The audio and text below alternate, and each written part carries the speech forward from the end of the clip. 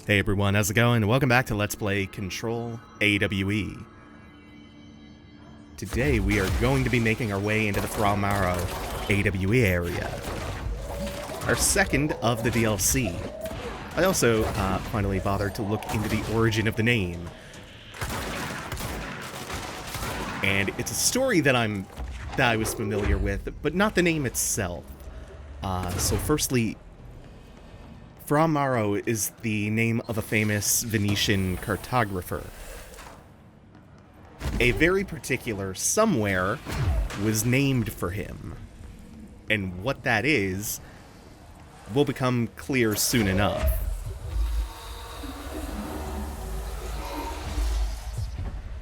For now, we're gonna burn away the darkness, which... every time I say that, I can't help but think Alkaline Trio. Burn away the darkness that hides inside my mind. All that evil shit's not hard to find. Oh, I see someone hiding back there. I also see a light that we're gonna need momentarily once we're finished with this fight. Wish that little bit of concrete hadn't whiffed or connected with the wall.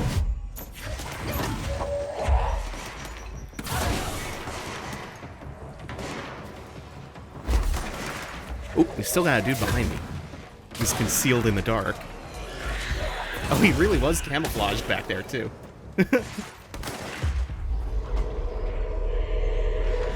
Oh, wait, was that my friend? Yeah, that was the other guy I had seized. That's why he wasn't standing out as much. We have a couple of explosive canisters, but in a space this small, that makes me anxious. So we have some darkness enveloping a power cell. We have a source of light over there, and then some more darkness. And no way into the elevator. So first order of business is going to be to go find that light source. Oh, actually, it's right there, but first, let's open this chest, and I think this side note is about Shoom. Yeah, arcade cabinet procedure. Can't be within... Oh, touching it when one of the items is within 10 feet of its counterpart. Shoom. Shoombaya. No, I think the Alkaline Trio song was enough of the singing for today. I think that's off their first album, too. But even their most recent album's great. Like, it might be my favorite album of theirs. And as for the side notes, oh, the quality of Remedy's side notes is always pretty high. I don't think there's any one thing in Control that's quite as amazing as Time Knife in Quantum Break. That's a journey that should be preserved forever. Holy shit, Time Knife. But generally, like, they do a really good job with this very common element of video games. They put a lot of thought into not only the content of them, but also how they're used and placed and how they affect the pacing of the game. Their rule of thumb was always to put half of them in an obvious, like, in-your-face location, and then 30% were a little bit further off the critical path, usually some side paths, but nothing too obscured. And then the remaining 20% are for really obscure spots or for difficult puzzles and secrets and hidden locations and stuff like that. And the ones in this game I've praised a lot because they do a perfect job of fleshing out the world without being fully necessary to read to get what's going on. And there's a lot of variety in how they're presented. Like, not just the notes, but also the hotline messages and things like the threshold kids that add context to everything that's going on. Like, you get a ton of context that way, which makes the story more digestible. But that's all it is context, and it's interesting context, too, which is where a lot of games have come up short over the years with their notes and their audio logs. It's a difficult balance to strike between being truly side content and just being superfluous. So we need to place this back and move the trolley along just a little bit more to the right, because there is that big floodlight on the back of it. We're trying to line that up so it can burn away the darkness that hides inside my brain. And that's too far. Damn it. This is why I shouldn't sing. It distracts me from the mission. I think that's good. Nope, nope, nope. Come on. Oh, if I have to move this back up, it might not. It's gonna be close. Just a little bit. As a treat. Yeah, okay. So that burns away the darkness that is covering the outlet. Then we can place it there one final time, and it opens up this door. So we can move on.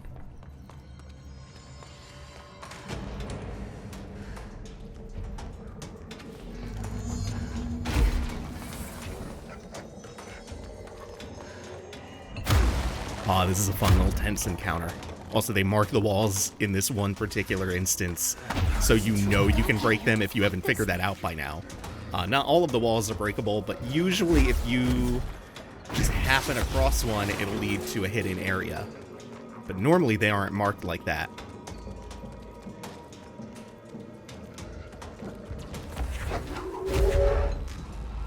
I love Hartman's design too. Hartman, I'm realizing, is Mr. X, or he's Nemesis.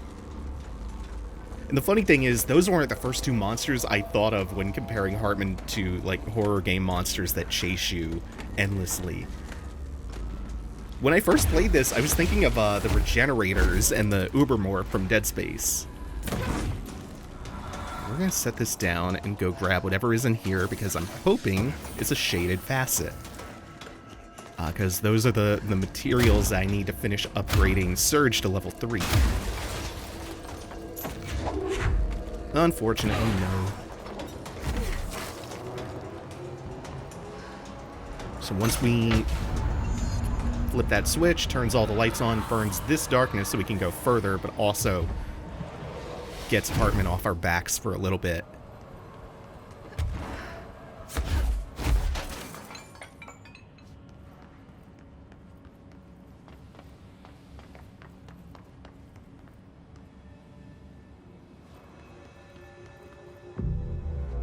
Really like the look of this. They play with the draw distance and the fog really well, and I am a sucker for some cool looking, well-lit volumetric fog. And floodlights, like cross-hatched into the fog. So we need to get into that office so we can move the turntable.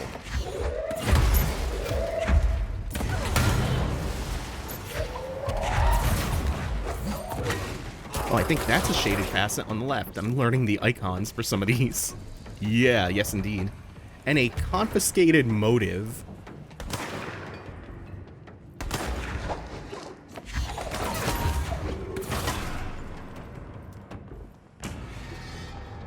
This whole area is super well lit. It's very pretty. In that morose, gloomy way that I'm a fan of.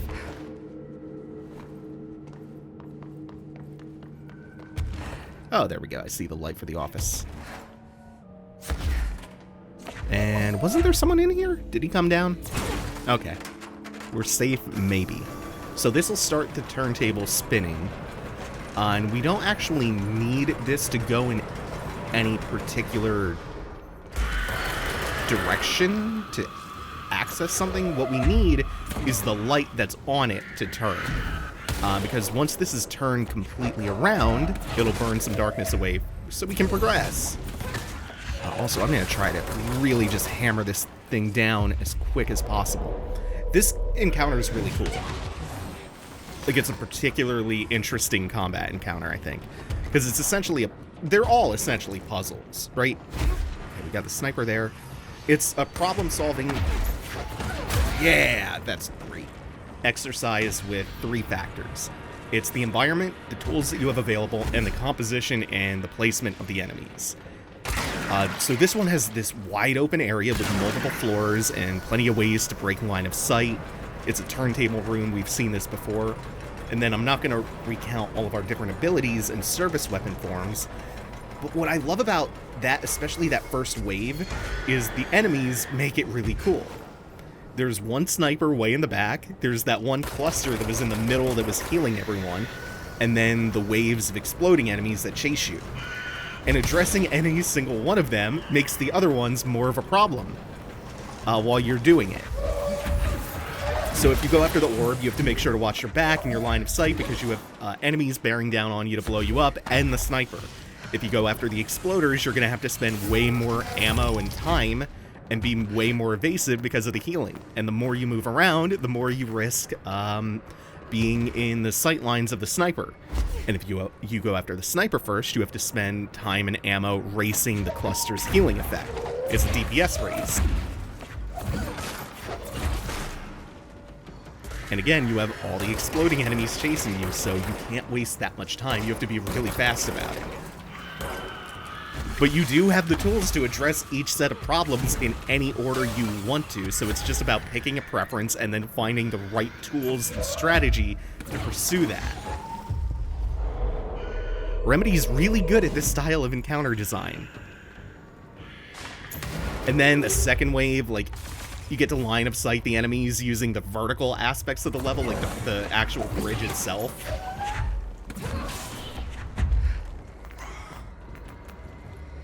Oh, hey, god damn it.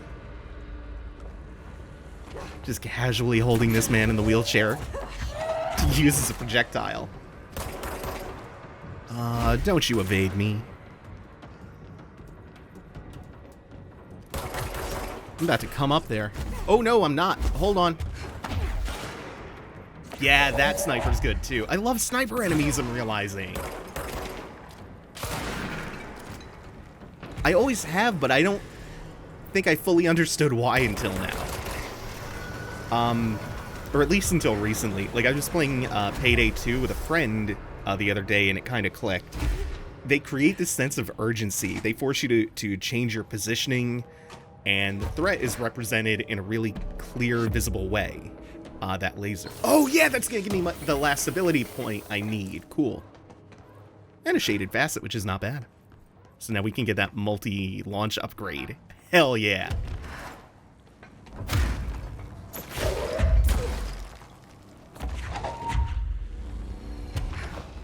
Where does this boy go? Because that opens this door. Oh, it's... it's right next to it. So that gets us another light. And that, in turn, opens the door. This DLC is much more puzzly. Like, small puzzles, but more puzzly. And then even the, the quote-unquote boss fights, or the boss encounters with Hartman, even those are puzzles themselves. Okay. Oh, yeah, this! My mother always said, never talk to strangers. Always. Looks like whatever force had a hold on Hartman isn't mixing well with his corruption. We did call him the third thing. But isn't a stranger just someone you don't know? The only thing stopping a stranger from being a friend is that word. Stranger. Strange.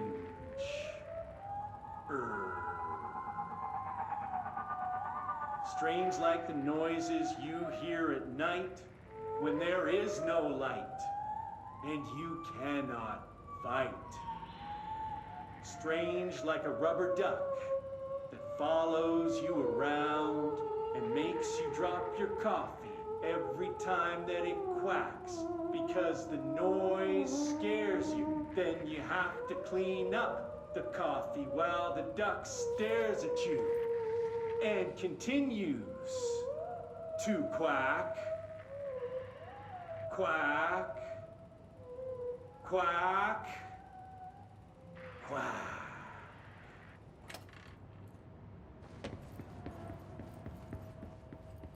The greatest poet of our time.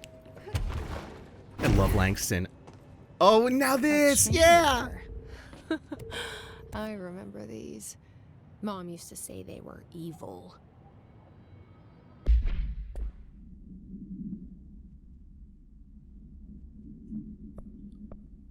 Oh no, I activate. Oh good, it's just right here. Oh no! This spooky man letter has found you. The spooky man curse is coming to you. To miss the curse, you must mail this letter to people. If you don't, the curse will get you. The more letters you mail, the better off you'll be. Sally in Houston did not send the letter, and the spooky man ate her cat. Terrence in Greenstone did not send the letter, and the spooky man gave him acne. Kyle did not send the letter, and now his wife eats dinner alone. Linda did send more letters, 30 letters in total so far. And look at her now. She owns 3 cars. She has all her fingers. She speaks Italian. Le parla l'italiano. You need to mail this letter. You better mail this letter. Don't let the spooky man come. He'll take your cat. Go find your stamps. Hurry. Better do what it says. You know, just in case. There must be a photocopier around here. We're not actually going to do the side quest because it's a lot of busy work. It's just back and forth between photocopiers and fax machines and stuff. But that note did tell us a little bit. They recreated the lodge from Cauldron Lake in their AWE area. So they seem to have a habit of recreating, like, almost diorama-esque AWE occurrences. Like, we saw the Ordinary dump site. Oh, and the rest of the town of Ordinary. I don't know why I only remember the dump for the beginning. Yeah, and then we saw the recreation of the train scene from Eagle Limited.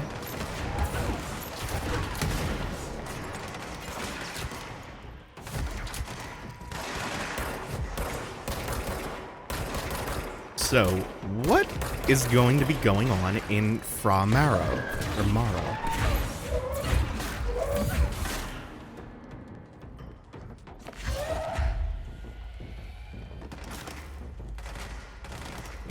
Now I'm trying to remember if I said Le Parlo or Le Parla, because it should be Parla. Gotta remember my verb conjugations. Holy shit, I'm rusty. Io tu, lui lei. Yeah, it's Le. I don't know if it should be Italiano, right? God, that's the other thing that always makes learning Italian or any Romance language a nightmare is gender and number agreement.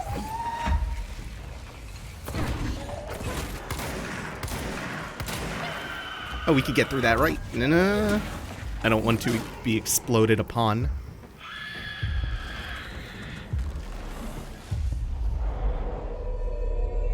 This is such an awkward spot. Okay, let's see if this pays off.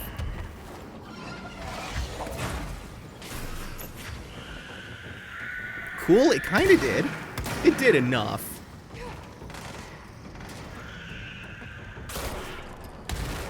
That was an unnecessary but pretty clean headshot.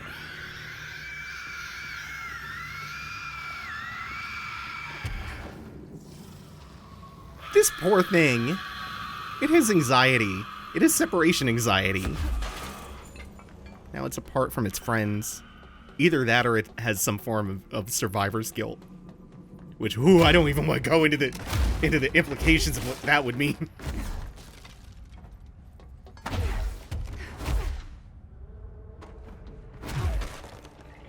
This is so pretty looking.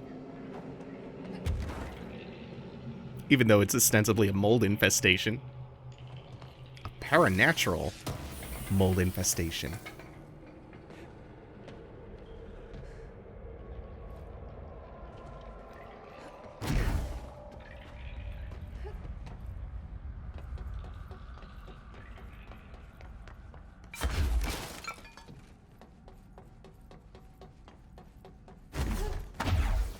I think once we are through the sewer system here, we are on to the final part of this AWE area.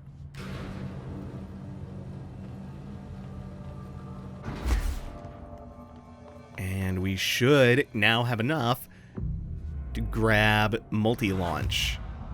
Useful for two reasons. Not just the ability to collect multiple things and launch them off all at once. Not just that, but also the energy regeneration while holding stuff. Yeah, energy recovers while holding launch objects. So how does this actually work? While using launch, press L2 to carry additional objects. Okay, that's a pretty elegant little solution. Let's try this out. L2. Ah, okay. And then you launch them all at once. That's going to be a lot of damage. Framara AWE.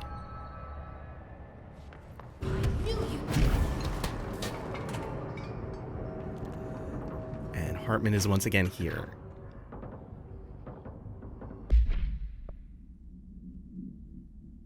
32 hours after the return of Apollo 14. Paranatural entity arrived on Earth by infiltrating Apollo 14. The moon is literally haunted. So Apollo 13 was going to be the mission to explore Framara on the moon. The Framara, I want to say crater or formation? But an oxygen tank combusted before the crew could land, so they had to use the lunar module to get back to Earth. Just for a second, imagine the terror of that, of having something go so catastrophically wrong in the vacuum of space, so far from home, and living out that reality. But having the fortitude to make it through that and maintain composure in order to survive. Horrifying, but also in a way very empowering as a story. I think that in microcosm is what horror is all about.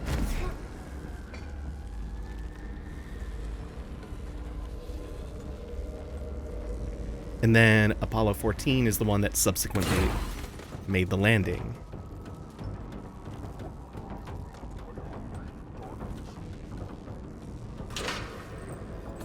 So we are going to very carefully follow the light as we hit the button. The only problem with a couple of these moves is the lunar module kind of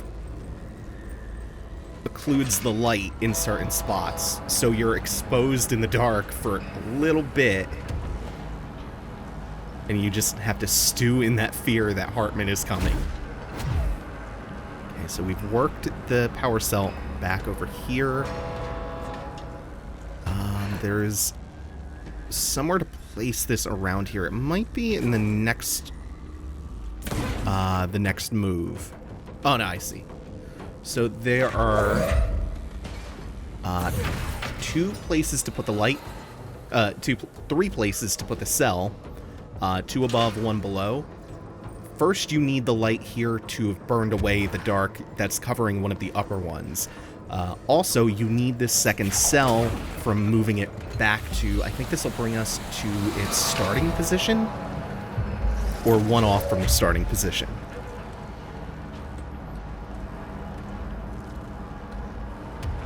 And then once we are here back on this platform, we need to set it down, and instead of going left, we need to take it back to the right where we just came from. But it'll... Oh shit, I lost track of it. Of which way it moved. So, thankfully, air dashing. Now, after all this, after we've freed this other cell and freed the receptacle for it, or the outlet, we can take the one we placed on the bottom, put it up on top, and then that opens the door. And we just haul ass.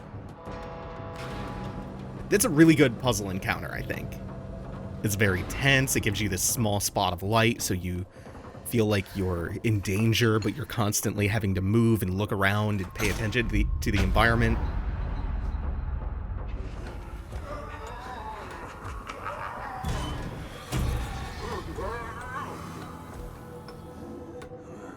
There. One less place for him to hide. And that's it for the Framara part of the main quest, but Gerbil took the top head. There's more to do at this AWE site. So that's what we're going to do next time. We're going to finish up this side quest and then on to the finale of AWE and the rest of the game with it. Thank you all for watching. Take it easy. Have a good one, y'all.